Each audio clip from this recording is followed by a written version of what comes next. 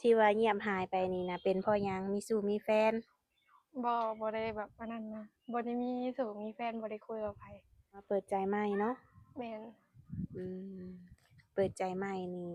พร้อมสละโสดเลยบ่น้องล่ะแม่นพร้อมสละโสดเลยมาสู่มาขอก็เอานี่นะก็เว้าไปไว้ว่าถ้าแบบว่าถ้าแบบเอาลูกเอาผัวนี่นะก็เคยเว้าในคลิปอือะมก็สิเอาอีหลีก็สบายดีน้องล่ะโดยสบายดีสบายดีน้องคำนางเนาะโดยหายหน้าหายตาไปโดนเนาะน้องล่ะโดยอืมเป็นแนวใดก็สบายดีอยู่สบายดีอยู่บ่โดยอืมที่ว่าเงียบหายไปนี่นะเป็นเพราะหยังมีสู่มีแฟน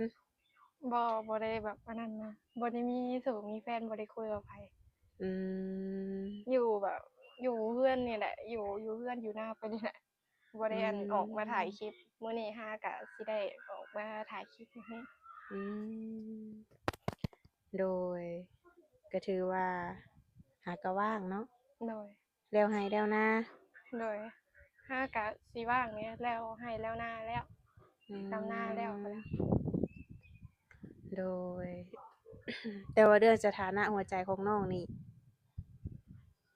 ก็ยังแบบเปิดคือเก่าอืมยังบ่มีไผเข้ามาปิดให้ยังบ่มีไผมาปิดให้เลยโอ้ปัจจุบันนี้น้องโอ้ลมกับไผซะก็บ่ได้ลงกับไผอืมบ่ได้โอ้ลมกับไผเนาะโดยถือว่าโสดสนิทเลยโดยอืก็คือเปิดใจรุ่นก่อนๆนั่นเด้น้องล่ะคนโอ้คนลมตอนนั้นก็เขาเซาคุยนำเบิดแล้วเพราะว่าแบบ บางคนเขาก็มีเมียก็ย้านมีปัญหาตามหลังมาแล้วก็บ่คุยอืนี่นะมร้อยเมียมาคุยบ่ แม่นน้องมาฮู้ทีหลังว่าเพิ่นมีเมียแล้วนะเพอืราะว่าก็เว้ามกับเพิ่นว่าถ้ามันมีปัญหาตามหลังมานี่ก็ย้านอยู่กันได้ยันแบบเมียเขาฟ้องจั่งซี้นี่นะอืร้อยเมียมาคุมยน่ะถ้าไผมีเมียอยู่แล้วน่ะบ่ต้องมาคุยก็ได้แบบว่าไปเลิกกับเมียก่อนนะอืเลิกกับเมียก่อนเนาะโดยจังมาคุยกับน้องคำนางโดย อืพอน้องฮู้น้องก็ตัดออกเลยแม่นตัดออกเลยเพราะว่าตัดปัญหาออกเลยหั้นนะถ้าแบบว่าฮู้ว่าอ้ายเพิ่นมีเมียอยู่แล้วนี่อืมเพราะว่ามันจั่งบ่ได้มีปัญหาตามหลังมานี่นะเมียเขาฮู้แบบว่าเขาฟ้องเราก็ยังได้นะอืมว่าแบบเป็นชู้หรือว่าเป็นเมียน้อยเขาจั่งซี้นี่นะแอบคุยกับเขาโดแอบยคุยนำผัวเขานี่น้องก็บ่อยากมีปัญหาน้องก็อืแม่นความน้องว่าเนาะโอ้ก็เลยว่าตัดปัญหาเลยโดยตอนนี้ก็บ่มีไผแม่นบ่ได้มีไผบ่ได้คุยนำไผเลยอืมก็เลยออกมาเปิดใจใหม่เนาะ แม่น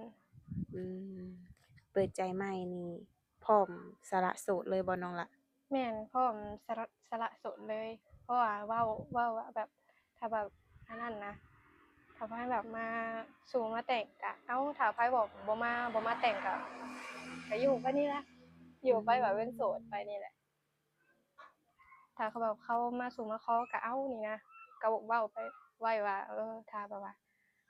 ถ้าแบบเอาลูกเอาผัวนี่นะก็เคยเว้าในคลิปอืนะมก็สิเอาอีหลีก็อืบ่ได้เว้าตัวอันนี้มันก็แม่นเรื่องจริงหั้นนะแต่ว่าเรื่องแบบสิเอาสามีหรือว่าสิเอาลูกเอาผัวนี่นะ อืถ้าแบบเขามมาสู่มาขอก็เอาถ้าเขาบ่มาขอก็บ่เอาเนี่ยก็อยู่ไปในหมอกๆแหมะๆเนี่ยอืมแต่น้องมีความพร้อมอยู่แล้วเนาะแม่นต้องพร้อมอยู่แล้วอืมหลายๆคนเพิ่นก็อาจจะสงสัยเนาะน้องล่ะว่าเป็นหยังน้องคือเงียบหายไปเนาะคือออกมาตอบแล้วหากะแล้วให้แล้วนะหากะว่างเนาะโดยแต่ว่าเรื่องสร้างครอบครัวนี่น้องก็พร้อม โดยแต่ว่ายังบ่เจอคนที่แบบว่าสิมาขอแม่นเอ่ยังบ่เจอคนที่แบบเจอคนที่แม่นนะว่าซั่นอืซะยังมแบบบ่มีคนที่ว่าสิมาสู่มาขอเฮานี่แล้วก็แบบพร้อมสิแบบว่าสู่ไปนำแบบนำเฮานี่นะ สู่ไปนำกันเนี่ยยังบ่เจอแหละยังแบบยังบ่มีไผปิดคลิปให้โดย โอ้ แบบว่าคนล้มก่อนๆน่ะเพิ่นก็ได้มาหามาหยังอยู่บ่น้องล่ะบ่มีไผมาหาเลยบ่เคยมีไผมาหาจักเทื่ออืมีแต่ลมคุยกันในโทรศัพท์แม่นบ่เคยมีไผมาหาอืมโดยในเรื่องอายุของผู้บ่าวเด้น้องล่ะเรื่องอายุของผู้บ่าวก็บ่เกินอันนี้นะประมาณ60ลงมาเนี่ย60ลงมาเนาะแม่นอืมน้องก็เคยล้มอยู่แล้วว่าผู้บ่าว60นี่เคยเคยล้มแล้วอืเคยล้มแล้วแล้วเพิ่นมก็เงียบหายไปเนี่ยอืก็มบ่ได้ว่าหยังก็บ่ได้บ่ได้ติหยังดอก เพิ่นบ่ได้บอกสาเหตุเนาะค่ะบางคนเขาก็บอกบางคนเขาก็บ่บอกนี่นะส่วนหลายเขาสิบ่บอกอือือๆโดย60ปีน้องสิรับเพิ่นได้แท้บ่น้องล่ะรับเพิ่นแท้แบบรับได้ว่าเรื่องรับได้นะรับได้ถ้าแบบอืว่ามอันนั้นถ้าเพิ่นแบบว่าพร้อมสิว่าสิสู้ไปนำเฮาอะเนาะอืมว่าซั่นซะอืมพร้อมสู้พร้อมสร้างไปนำกันนี่น้องก็โอเคโดยโอ้ห่างกันหลายเดะน้องล่ะอายุน้องกับเพิ่นนี่ปัจจุบันนี้น้องอายุจักปี21 21ปีแม่นอือือๆ21ปีเนาะถ้าว่ามีผู้บ่าว60 50แบบนี้ก็ถือว่าห่างกันหลายเนาะน้องสิบ่อายหมู่อายครูนะบ่แบบบ่อายเลยนี่อืแบบพร้อมมสิแบบว่าสิเอาเพิ่นไปแบบเจอแบบหมู่พวกต่างๆนี่นะโอ้พน้องร้อมเปิบ่ดเผย บ่เคยแบบบ่เคยอายนะเปิดเผยเลยอืน้องบ่เคยอาย มโดยแล้วผู้บ่าวรุ่นเดียวกันกับน้องนี่ได้มักบ่รุ่นเดียวกันนะว่าก็บ่ปานใดอะนะบ่แบบบ่มักอะนะมักอืแบบคนรุ่นมใหญ่กว่านี่นะรุ่นใหญ่กว่าเฮาเขาแบบดูแลเฮาได้ในอนาคตนะเป็นพ่อที่ดีของลูกให้ได้อือือๆโดยก็ถือว่ารับได้เนาะโดยพอห่างพอหมายลูกติดเดะน้องล่ะอันนี้พอห้างพอหมายเนาะอืก็มรับได้เบิดนะถึงสิแบบว่าเคยมีเมียเนาะเคยมีเมียมีลูกมาก่อนหรือว่าจั่งใดหรือว่าเป็นพอห้างพอหมายพอลูกติดอิหยังนี่ก็รับได้เบิดอืมโอ้รับได้เนาะโดยบ่ติเพิ่นเนาะโดย อืมเปิดใจในรอบนี้แล้วให้แล้วนะถ้าว่าผู้บ่าวอยากมาหานี่ให้มาบ่โดยมาได้มาเยี่ยมมายามทีแบบบ้านหรือว่านาก็ได้อืแล้วแต่แบบว่ามอ้ายเพิ่นแบบอยากไปเที่ยวไสก็เดี๋ยวน้องแบบต้อนรับอย่างดีเลยอื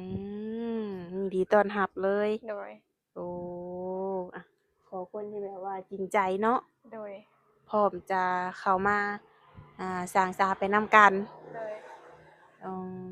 มแล้วผู้ชายแบบใดที่ว่าน้องนี่บ่มักเลยแบบว่าทุบตีผู้หญิงนี่นะอืทุบตีมผู้หญิงแล้วด่าร้ายชั้นซี้อารมณ์ร้อนนี่นะอืมเจ้าต้องควบคุมอารมณ์ตัวเองให้ได้อืเพื่อมสิแบบว่าแบบสิบ่อันนั้นน่ะนะอืมต้องควบคุมอารมณ์ตัวเองให้ได้ก่อนจั่งสิแบบมาคุยนำน้องอะนะแบโอ้บน้องน่ะเป็นคนแบบบ่มักคนอารมณ์ร้อนถ้ามันร้อนแบบยามใดน่ะมันสิแบบว่าผิดเถียงกับเมียหรือว่าแบบอันนี้นี่นะอืผิดเถียงหมรือว่าทุบตีกันได้โดยปากเสียทะเลาะกันนี่นะอืมโอ้บ่มักคนอารมณ์ร้อนเนาะโดยส่วนแบบกินเหล้ากินเบียร์สูบยาแบบนี้เด้ก็สูบยานี่บ่อันนี้นะบ่ห้ามเลยนี่นะอืมอันนี้เราบ่มักคนสูบยาเพราะว่ามันคิ้วมันโอ้ คิ้วนะ มันหมิ่นสิให้ถือว่าบ่ว่าว่ามักคนสูบยาเนาะแม่นเหล้าเบียร์นี่กินได้ เหล้าเบียร์นี่กินได้แต่กินเป็นเวลาโอ้แล้วแบบว่าส่วนตัวน้องเองนี่กินอยู่บ่ซะเหล้าเบียร์นี่บ่ว่าบ่กินเลยอืม โดยอาส่วนตัวน้องเองนี่ก็ถือว่าบ่กินบ่น้องล่ะโดยบ่กินอืมคันว่าผู้บ่าวก็กินได้เนาะผู้บ่าวนี่กินได้ล่ะวะหรือว่าบ่บ่มักเลยเรื่องผู้บ่าวเนี่ยก็จักสิว่าแนวใดก็เรื่องอยากตอบก็ยังอายเออเรื่องผู้บ่าวนี่แบบว่าคุยแบบอันนั้นคุยแบบว่าเป็นสู่เป็นแฟนนี่นะอืมเรื่องผู้บ่าวนี่นะแต่แบบเรื่องเหล้าเบียร์นี่ก็บ่กินบ่สูเลยอันนี้นะอืบ่ไหวมบ่สูเลยบ่กินเลยบ่แตะเลยหั้นนะอืมโดยถือว่าผู้ชายที่สิเข้ามาหานี่กินเป็นเวลานี้ได้บ่อันใดก็ผู้ชายที่สิเข้ามาจีบน้องนี่กินเหล้ากินเบียร์แบบสังสรรค์กับหมู่คู่มีเวียกมีงานแบบนี้หั้นนะก็ได้แต่ว่าเจ้าก็ต้องแบบว่าคือว่าเจ้าเมามาเนาะกิอืนน้อยหนึ่งมแล้วเจ้าเมามาเนี่ยเจ้าก็ควรสิแบบว่าคุม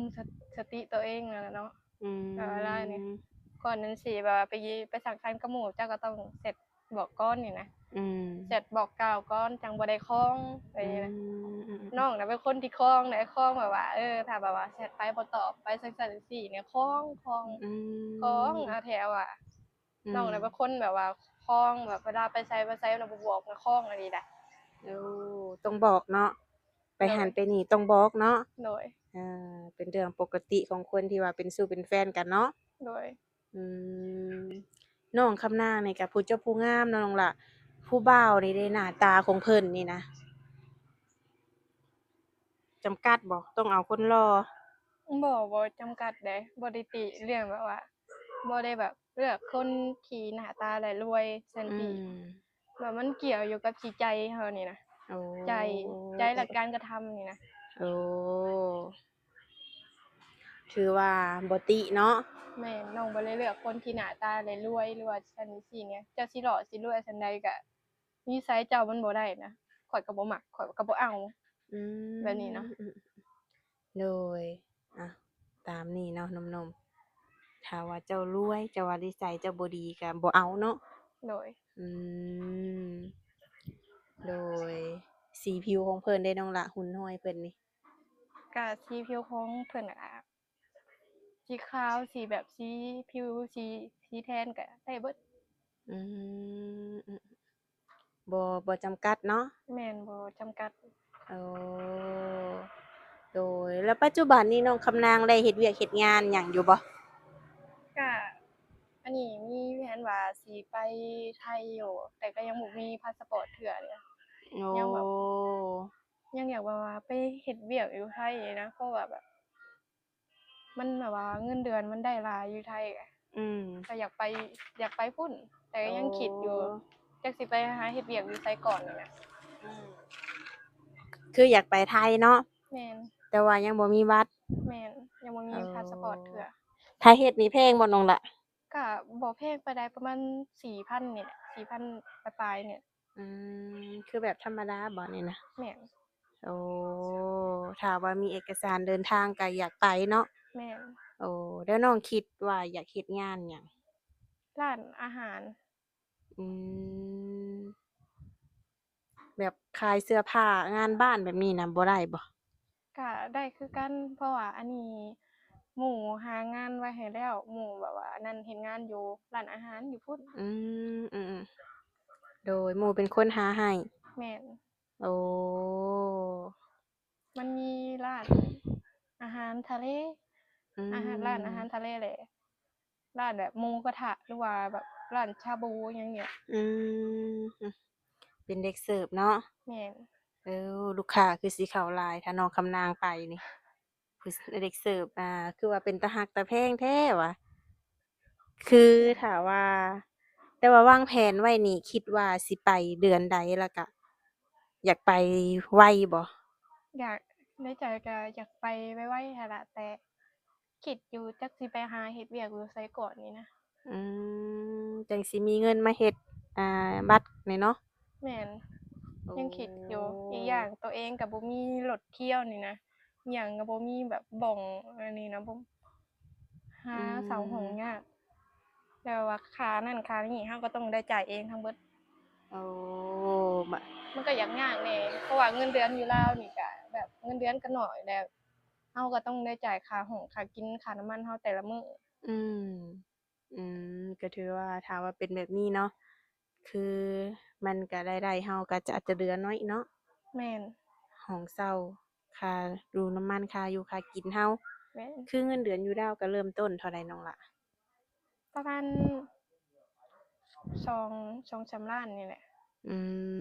ม2-3ล้านกีบเนาะแม่นโอ้แล้วถ้าแบบคือน้องบ่ได้ไปเฮ็ดเวียกเฮ็ดงานแบบนี้น่ะเงินที่ว่าใช้ทุกมื้อนี่เอามาแต่ไสก็แบบมีแบบรับจ้างแบบว่ารับจ้างดำนานี่ล่ะอืรับจ้างดำนามมื้อละแสนแบบ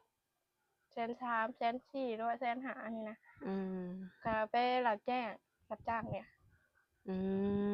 อือๆพอได้ใช้ได้จ่าย โดยโอ้ถือว่าลูกมันขยัน โดย เพื่อว่าแบบจะได้แบบบ่ต้องขอพ่อขอแม่เนาะแม่นอืเพราะว่ามอีกอย่างพ่อแม่ก็บ่ได้เฮ็ดเวียกหั้นนะช่วงดำนานี่นะอืเพิ่นบ่ได้อืเฮ็ดอเวียกแล้วเพิ่นก็บ่ค่อยมีเงินแหน่โดก็เลยโดยยว่าน้องก็ไปหารับจ้างดำนารกกานี่นะอื25,000ก็ไปแบบนี้นะโอ้2หมัด5,000โดยมื้อหนึ่งน้องรกได้จักหมัดมื้อหนึ่งก็ประมาณ50นี่แหละกะนี่โอ้โฮ50 50ปลายผู้เดียวโอ้ถือว่าได้หลายเด้อ50ปลายนี่อือือๆๆโดยพอได้มาใช้มาจ่ายเนาะ โดยอืมนี่แหละสู้กันไปเนาะน้องหลาเนาะโดยเผื่อว่าสักมื้อหนึ่งอาจจะเจอเนื้อคู่เนาะโดยเผื่อว่าจะมาสร้างสรรค์ไปนำกันโดยถ้าว่ามีนี่น้องไปอยู่นำสามีได้บ่ก็ได้ได้เนาะโดยอืไปสร้างไปสานำเพิ่นได้เนาะโดยอืมโดยมื้อนี้ก็ถือว่าบ่มีหยังหลายเนาะน้องหลาเนาะคือก็หลายเดือนเติบเนาะที่ว่าห่างหายไปก็บ่ได้แม่นว่ามีสู่มีแฟนรำไร่รำนาเนาะโดยเดี๋ยวเวียกเดี๋ยวงานก็เลยมาหาคู่เผื่อว่าจะมีคู่มีคิงคือหมู่คู่เนาะ